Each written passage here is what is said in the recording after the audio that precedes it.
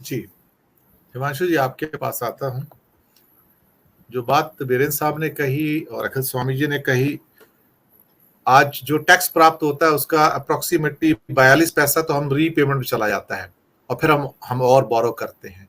आज से 4 साल पहले तक हमारा एवरेज बोरोइंग जो होता था करीब 5, 6, 7 लाख करोड़ होता था हर साल का। अब ये 18, 19, 20 लाख करोड़ होता है। यानी कि कर्जा लेते जाओ लेकिन टैक्स तो उस हिसाब से नहीं बढ़ता ना। और मेरी एक फेवरेट लाइन है जो हमेशा अपने प्रोग्राम्स में मैं कहता हूँ, मेरे कई बार टाइटल भी ऐसे है कि अर्थव्यवस्था हमेशा सीढ़ियों से ऊपर जाती है, कभी लिफ्ट से ऊपर नहीं जाती है। तो यहां पर तो फूड, फ्यूल, फर्टिलाइजर तो तीनों ही परेशान करने वाले हैं, क्योंकि अभी तो जबरदस्ती चीजों के दामों को दबा कर रखा हुआ है, उनको मैनेज किया हुआ है, लेकिन बहुत जल्दी आप इसको नहीं कर पाएंगे। कहीं भी एक छोटा सा ट्रिगर पॉइंट दुनिया में आए तो हालात बिगड़ने शुरू हो जाएंगे। कनाडा का जरा सा ट्रिगर पॉइंट हुआ है तो 2 दिन से हमारी स्टॉक एक्सचेंज की हालत ऐसी हुई पड़ी है, क्योंकि 1 लाख करोड़ के अगर वो पेंशन फंड निकल जाते हैं और भारतीयों का 40,000 करोड़ फंसा हुआ है, तो आप सोचिए छोटा सा ट्रिगर पॉइंट आपकी इकोनॉमी को ट्रैश कर सकता है पूरा का पूरा। ये हालात है हमारे। हिमांशु जी अनम्यूट कर लीजिए।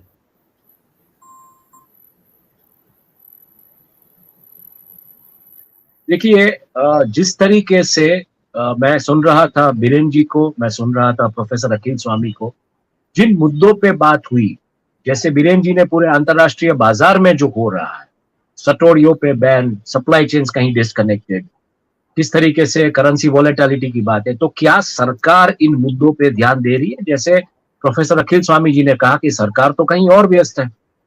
अब आरबीआई का डेटा आया कि आपके पिछले दिनों में जो हाउस होल्ड सेविंग है वो सबसे कम दर पे आके खड़ी होगी, मतलब उसमें हेवी डिक्लाइन है। तो क्लियरली ये दिख रहा है ना कि वो जो हाउस होल्ड सेविंग है वो जा रही है आपकी कोई तरीके से किसी टैक्स मॉड्यूल में, मतलब जीएसटी है या जो भी आपका टैक्स मॉड्यूल है उसमें जा रही है। और जो पब्लिक को जो भरोसा था 2014 में कि 2 करोड़ नौकरियां हर साल आएगी, वो भरोसा कहीं ना कहीं टूटता हुआ दिख रहा है। तो नौकरियां तो है नहीं, डिस्पोजेबल इनकम नहीं है, ऊपर से हालात ये है कि जो हाउस होल्ड सेविंग था उसमें भी कटौती। तो हम पूरा का पूरा एक जो वेस्टर्न इकोनॉमिक मॉडल है उसकी तरफ, कैपिटलाइजेशन का जो मॉडल है उसकी तरफ जा रहे हैं, जहां पे खर्चे हर एक चीज में प्रीमियम हो रहे हैं और जो आपके जो मतलब स्रोत होते हैं आवक के, आपके जो स्रोत होते हैं इनकम के, वो तो घट रहे हैं। तो क्या ये सरकार इन सब मुद्दों पे कहीं ना कहीं बारीकियों से काम कर रही है? क्योंकि देखिए, पी चिदम्बरम जब फाइनेंस मिनिस्टर थे तो उनकी एक बहुत एक स्टेटमेंट हर एक मुद्दे को लेके, जब भी कोई मतलब वो ऐसे मुद्दे होते थे, ऐसी चीजें होती थी, तो वो एक प्रेस कॉन्फ्रेंस करते थे, पत्रकारों से बात होती थी और उसमें एक स्टेटमेंट मैंने हमेशा स्टडी किया है। वो हमेशा ये कहते थे कि the problems of the world are problems for India and the solutions to the problems of the world are also the problems for India. अब ये जो स्टेटमेंट है ये कितना गहरा है आप समझने की कोशिश कीजिए। कहीं पे कोई करेंसी मतलब अपनी मान लीजिए कि वो हेज एंड उसका आर्बिट्रेज के हिसाब से कहीं पे करेंसी अपना डिप्रिशिएट करता है कुछ पॉइंट से, तो उसकी इंपैक्ट भी इंडियन इकोनॉमी पे आती है, और वो जब सॉल्व होता है दुनिया में कहीं तो उसकी इंपैक्ट भी दूसरे तरीके से इकोनॉमी पे आती है।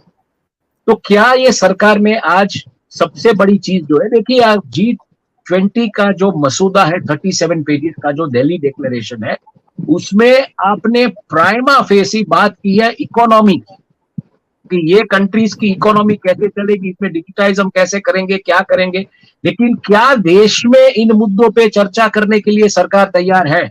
ये तो कहते हैं कि 18 से 22 को होगा और तब उसका आईटी से आ जाता है कि भारत का नाम इंडिया रख देंगे, ये कर देंगे, वो कर देंगे। तो मुद्दे तो यही, मतलब ये एक ऐसे स्मोक स्क्रीन खड़े कर देते हैं कि जहां पे जो बातें होनी चाहिए वो शायद आपके मंच पे बीरेन जी कर रहे हैं, अखिल स्वामी जी कर रहे हैं, आप कर रहे हैं, मैं कर रहा है, लेकिन हम लोग कहीं गवर्नमेंट में तो है नहीं। तो मुद्दा ये है। और आपने जो बात कही कि 43 पैसा जो सर्विस हमको करना है डेट, जो आने वाले दिनों में 50 पैसा होने वाला है, मतलब ये 700 बेसिस पॉइंट्स या 7 पैसा दूसरा आएगा कहां? आज आपने चीजों का भाव दबा के रखा है। डिप्लोमेटिक लेवल पे जो भी आप मतलब कनाडा के साथ जो भी हो रहा है, स्टॉक मार्केट में जो भी हो रहा है, वो भी चलिए मैं मान लेता हूं कहीं ना कहीं आप कंट्रोल कर लेंगे, लेकिन ये 700 बेसिस पॉइंट का जो आपको डेट सर्विस करने का अगले साल से जो चुनौती है सबसे बड़ी, जब आपके पास हाउस होल्ड सेविंग्स कम हो रही है, पब्लिक मतलब परेशान है महंगाई से, बेरोजगारी से और करप्शन, तो ऐसे हालात में आप इन मुद्दों को एड्रेस कैसे करेंगे? क्या नीति आयोग के पास इसकी कोई ब्लूप्रिंट है? क्या फाइनेंस मिनिस्ट्री के पास इसकी कोई ब्लूप्रिंट है? क्या देश के किसी मतलब एक जमाने में मुझे पता है इकोनॉमिक एडिटर्स फोरम हुआ करता था दिल्ली में हर साल, मुझे याद नहीं पिछले कितने सालों में ये जो बॉडी है जिसका एक वॉइस था जहां पे फाइनेंस मिनिस्टर आते थे, चर्चाएं होती थी, कितना हुआ मुझे पता है। तो कहीं ना कहीं अर्थनीति के ऊपर मेरा डे वन से मानना था, जब से 2014 में यहाँ पे कुछ समर्थक थे वो बोल रहे थे, तो मैंने यही कहा था कि आपकी सबसे बड़ी चैलेंज इकोनॉमी, और आज दुख के साथ मुझे ये कहना पड़ रहा है कि मैं सच साबित हो रहा हूँ, इकोनॉमी सबसे बड़ी चैलेंज है। एफडीआई का भी डेटा आया जहां पे मतलब कटौती आई एफडीआई के डेटा में भी, और बाकी के कंट्रीज के जो हालात है, बाकी के जियोपॉलिटिकल जो हालात है, उसमें आप अपने आप को इंसुलेट कैसे करेंगे? तो इसके लिए भी कोई ब्लूप्रिंट नहीं, अगर है तो भी climate change is playing a bad port. क्योंकि आप देख लीजिए बारिश जिस तरीके से देरी से आ रही है, तो कहीं ना कहीं अभी दिख रहा है कि इतना इजी नहीं होने वाला। इसके लिए गवर्नमेंट के पास आज की तारीख में कोई ब्लूप्रिंट है या 2024 के चुनाव के ऑप्टिक्स बिल्डअप करने में व्यस्त है ये सरकार? तो जो बीरेन जी ने जो मुद्दे कहे, मुझे लगता है आज की चर्चा जो है वो कहीं ना कहीं गवर्नमेंट ऑफिशियल्स को देखनी चाहिए, इकोनॉमिस्ट वगैरह जो सरकार में बैठे हैं उनको देखनी चाहिए कि मुद्दे ये क्योंकि बीरेन वकील को मैं मानता हूं, बीरेन वकील जैसे मतलब पर्सन ऐसे है जो पूरी दुनिया की कमोडिटी, स्टॉक मार्केट और क्यों कमोडिटी से स्टॉक में शिफ्ट हो रहा है, स्टॉक से कमोडिटी में क्यों शिफ्ट हो रहा है, कौन सी कमोडिटी क्यों डिमांड में है, किसके पास कितना रिजर्व है, पूरा डेटा पढ़ते रहते पूरे। तो ये जो बातें कह रहे हैं, इनकी बातें कोई सुन भी रहा है? सबसे बड़ी चैलेंज ये है। फर्टिलाइजर, फूड वगैरह के बारे में जो उन्होंने बात की, रशिया यूक्रेन के वॉर को लेकर जिस तरीके से सप्लाई चेन टूटे हुए हैं, और दूसरी चीज आप देखिए वोरा साहब, ये देखने लायक चीज है, किम जोंग जाता है रशिया, उसके बाद चाइना के फॉरेन मिनिस्टर रशिया जाते हैं, तो ये पूरी की पूरी एक नई एक्सिस बन रही है जहां पे मुझे लगता है आने वाले दिनों में शायद ऐसा भी हो कि कोई एक करेंसी एक्सेप्टेबिलिटी इनके बीच हो जाए। क्योंकि आर्कटिक से अभी एलएनजी सप्लाई चाइना को शुरू कर दिया है रशिया, तो कहीं ना कहीं आप मेरी एक कॉमन करेंसी आ जाएगी, ब्राजील, रशिया, चाइना, इंडिया तो भी इसमें ब्रिक्स में है कि किस तरीके से मुझे पता नहीं, लेकिन ये पूरा का पूरा जो कॉमन करेंसी का प्लान था वो शायद Brazil, Russia, China, Iran, Saudi Arabia इसमें कहीं ना जाए। और अगर ये हुआ तो आप सोच लीजिए कि जो बैंकिंग क्राइसिस खड़ी है अमेरिका के दरवाजे पे, मतलब उसके द्वार खटखटा रही है, वो किस लेवल की टिल्टा बाउंड हो जाएगी। ऑयल पर बैरल हम $100 तक तो पहुंचने की बात हो ही रही है, सऊदी अरेबिया जिस तरीके से बात कर रहा है।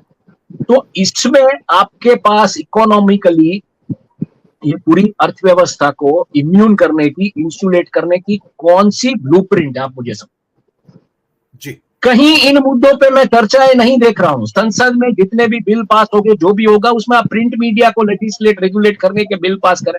अब प्रिंट मीडिया लेजिस्लेट रेगुलेट हो चुका है, कौन सा मीडिया वाला आपके सामने खड़ा है? सब गोदी मीडिया ही तो है भाई साहब, अभी और कितना रेगुलेट करो?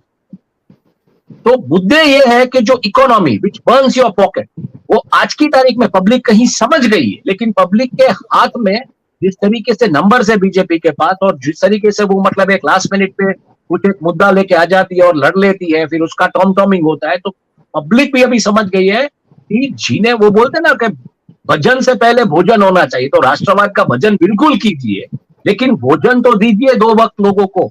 80 करोड़ लोगों को आप राशन दे रहे, लोगों के पास नौकरियां नहीं, और उसके ऊपर ये 700 बेसिस पॉइंट का डेट सर्विसिंग का जो उसकी जो तलवार लटक रही है, वो आप कैसे एड्रेस करें?